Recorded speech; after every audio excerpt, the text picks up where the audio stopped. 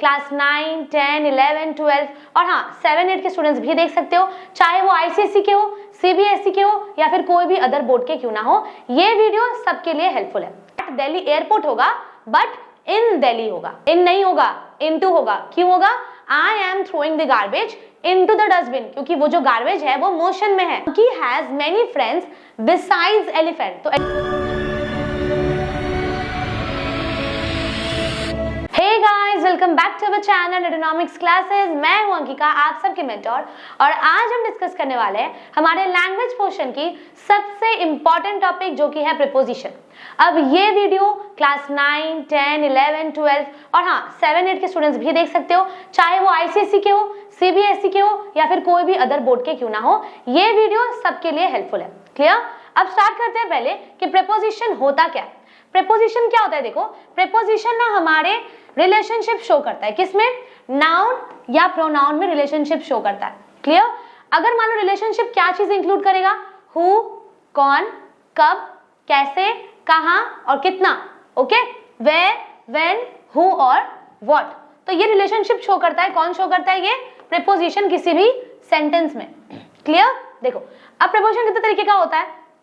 एक होता है सिंपल प्रीपोजिशन, जिसमें बहुत सिंपल प्रीपोजिशंस आते हैं, जैसे कि मान लो at, by, for, in, of, O double F, of, on, out, through, till, to, up, with and etcetera. ठीक है? अब आ जाते हैं हमारे कंपाउंड प्रीपोजिशन।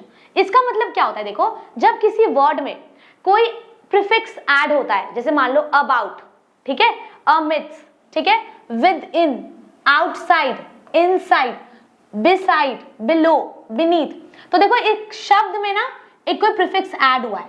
देखो एक शब्द में एक प्रीफिक्स ऐड हुआ है, तो ये क्या होता है? ये होता है कंपाउंड प्रीपोजिशन। क्लियर? अब फ्रेजल वर्ब्स क्या होता है? जब कोई एक शब्द से एक्स्ट्रा शब्द प्रीपोजिशंस में होगा तो उसे हम कहते हैं phrasal verbs. For example, according to, clear, in front of, ठीक है, by means of, on account of, in place of. तो ये क्या हो जाता है? ये होता है फ्रेजल प्रीपोजिशंस, जो ग्रुप्स ऑफ प्रीपोजिशंस होते हैं। ठीक है? अब पार्टिसिपल प्रीपोजिशंस का मतलब क्या होता है? When present participles are used without any noun or pronoun are called participle prepositions। जैसे मान लो यहाँ पे क्या होता है? Considering, during, notwithstanding, pending, regarding, concerning and passing। तो हमारे एग्जाम में ना बेसिकली हम लोग को 3 प्रीपोजिशंस का काम आता है, वो है phrasal verbs, compound prepositions and simple preposition. ये 3 प्रीपोजिशन को ज्यादा अच्छे से पढ़ना पड़ेगा। ओके? अब अगर हम लोग ये बात करें कि प्रीपोजिशन का क्लासिफिकेशन क्या है, तो 3 क्लासिफिकेशन हो सकता है। पहला क्या हो सकता है? देखो, टाइम एंड डेट। इसमें क्या यूज कर सकते हैं हम लोग? At, on, in, by, to, till और बहुत सारे प्रीपोजिशंस हैं। अब यही अगर हम प्लेस का बात करें तो इसमें हम क्या लिख सकते हैं? सेम चीज, एट, इन, ऑन। अब कंफ्यूजन क्या है कि मैम हम अगर टाइम में भी एट लिखेंगे और प्लेस में भी एट लिखेंगे, ये कैसे पॉसिबल है? हम यहाँ भी इन लिखेंगे, प्लेस में भी इन लिखेंगे, पॉसिबल कैसे है? तो कंफ्यूजन होता है ना, सारा कंफ्यूजन इस वीडियो से दूर हो जाएगा। ओके, देखो, और ट्रैवल के लिए क्या यूज करते हैं हम लोग? By, on, into, at, out, out of और ऑफ। ठीक है? तो ये 3 प्रीपोजिशंस तरीके के होते हैं, टाइम, प्लेस एंड ट्रैवल या फिर मूवमेंट। क्लियर? अब देखो, अब आ जाओ नेक्स्ट टॉपिक पे कि प्रीपोजिशंस को बैठाते कहाँ है। यूजुअली क्या होता है ना कि हमारे एग्जाम्स में हम लोगों को ब्लैंक्स दे दिया जाता है, लेकिन फिर भी जानना जरूरी है कि अगर मान लो प्रीपोजिशंस हम लोग को ब्लैंक्स ना दे तो कहाँ और कैसे बैठता है। देखो, अगर प्रीपोजिशन में कोई इंटरोगेटिव प्रोनाउन है, जैसे कि व्हाट, हु, हुम, वेयर, व्हाई, हाउ, अगर इंटरोगेटिव प्रोनाउन है तो प्रीपोजिशंस कहाँ लगता है? या तो सेंटेंस के सबसे आगे या फिर सेंटेंस के सबसे बाद में। For example, what are you thinking of. अब देखो प्रीपोजिशंस में कौन सा लगा हुआ है? यहाँ पे इंटरोगेटिव प्रोनाउन है ना। व्हाट क्या होता है? इंटरोगेटिव प्रोनाउन होता है। ओके, तो प्रीपोजिशंस कहाँ लगा? एकदम लास्ट में, एंड में लगा है प्रीपोजिशन। क्लियर? अब सेकंड एग्जांपल देखो, to whom were you talking, तुम किससे बात कर रहे थे? अब whom, ये भी तो मेरा इंटरोगेटिव प्रोनाउन है, लेकिन प्रीपोजिशन कहाँ लगा है? सबसे आगे। तो अगर कोई इंटरोगेटिव प्रोनाउन सेंटेंस में होता है तो प्रीपोजिशन कहाँ लगता है? या तो सबसे पहले या फिर सबसे आखिरी ऑफ द सेंटेंस। ओके, अब सेकंड देखो, when object of the preposition is relative pronoun. ठीक है? रिलेटिव प्रोनाउन मतलब क्या होता है? अगर मान लो किसी सेंटेंस में लिखा हुआ है कि कल मैं जिस आंटी से मिला था वो मेरी नेबर है, तो the aunt whom I met yesterday is my neighbor। तो whom देखो इंट्रोगेटिव प्रोनाउन है ना, लेकिन इस सेंटेंस में क्या ये इंट्रोगेटिव सेंटेंस है? नहीं है। तो जब कोई इंट्रोगेटिव प्रोनाउन एक सेंटेंस में होता है तो it acts like a relative pronoun. Clear? तो यहाँ पे क्या होगा, अगर किसी सेंटेंस में रिलेटिव प्रोनाउन है तो वहां पे हम लोग कहां लगाएंगे प्रीपोजिशन? देखो, takes end position. This is the dish that she is fond of. तो कहां लगा प्रीपोजिशन?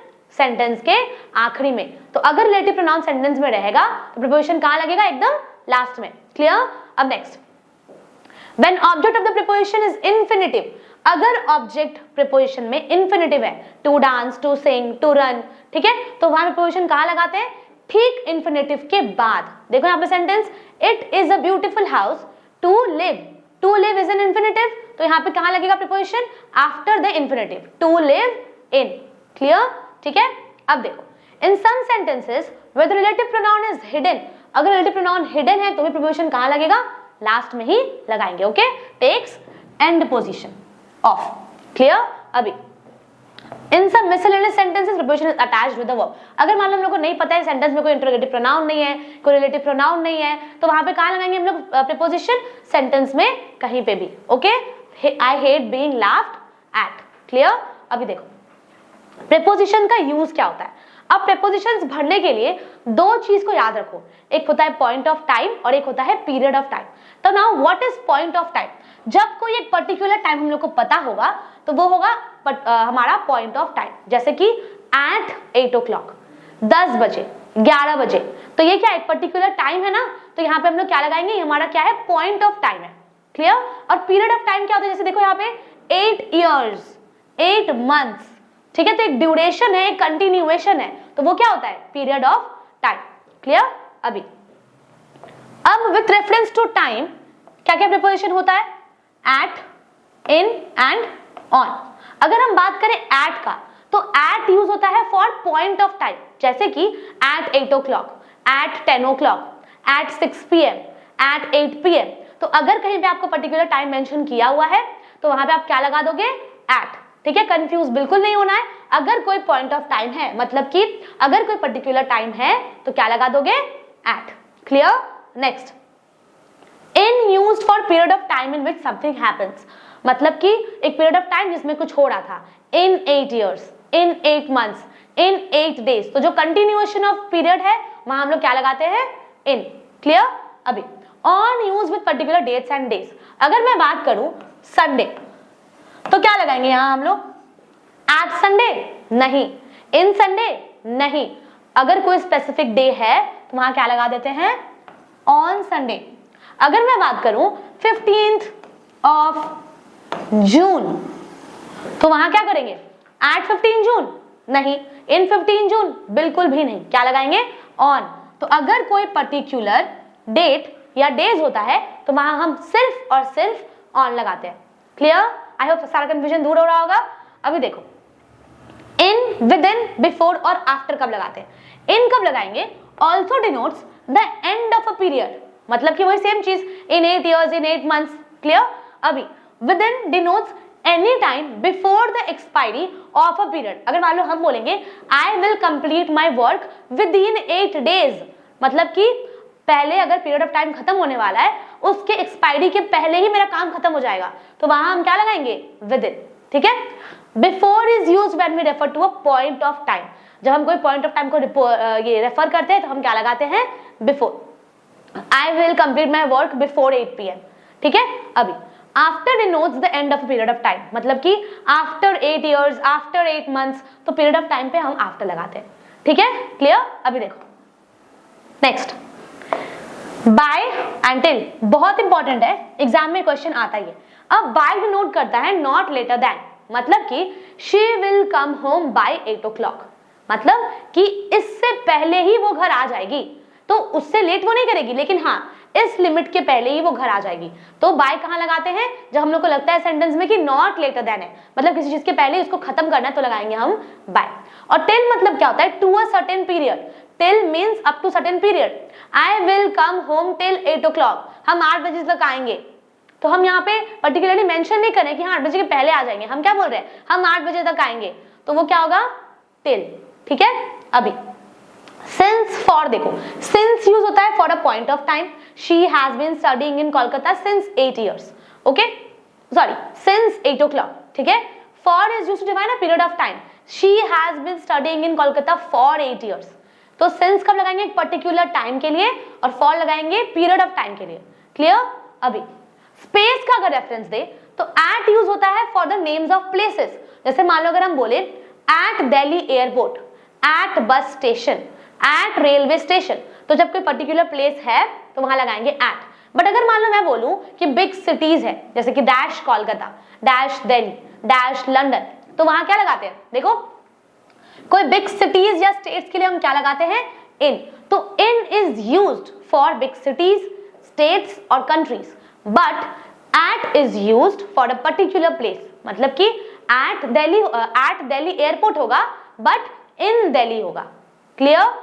डाउट समझ में आ रहा है, क्या है, अगर मान लो यहाँ पे बोला जाए कि dash Delhi air, she will meet him dash bus station, sorry she will meet him dash Delhi airport, तो क्या लिखेंगे, she will meet him at, sorry guys for the interruption, sorry, ठीक है। तो क्या होता है, she will meet him dash Delhi airport, तो क्या लिखेंगे, she will meet him at Delhi airport. But अगर बात करें दिल्ली में मिलेगी, दिल्ली एयरपोर्ट में नहीं, तो क्या लिखेंगे, she will meet him in Delhi, clear, समझ में आ गया बात। अभी देखो इन और इनटू अगर प्लेस की बात करें तो इन डिनोट करता है जब कोई भी चीज हमारे रेस्ट पोजीशन पे होता है तब हम लिखते हैं इन, लेकिन इनटू क्या होता है, जब कोई चीज किसी के अंदर जाने वाला है बट वो मोशन में होगा। अगर मान लो हम बोले कि हम डस्टबिन में कचरा फेंक रहे हैं, तो वो इन होगा या इनटू, इन नहीं होगा, इनटू होगा। क्यों होगा, I am throwing the garbage into the dustbin, क्योंकि वो जो गार्बेज है वो मोशन में है, तो क्या लगाएंगे, इनटू, ओके समझ में आ गया। अभी देखो ऑन और अपॉन कब यूज करते हैं, on used when we point to something at rest. अगर मान लो कोई ऐसा चीज है जो रेस्ट पोजीशन पे है तो वहां पे क्या लगा देंगे, on. But same as into, upon कब लगाते हैं, जब कोई चीज मोशन में होता है। अगर मान लो हम बोलेंगे the pen is rolling upon the table, तो पेन ऊपर तो है लेकिन मोशन पे है, तो क्या लगाएंगे, अपॉन, क्लियर।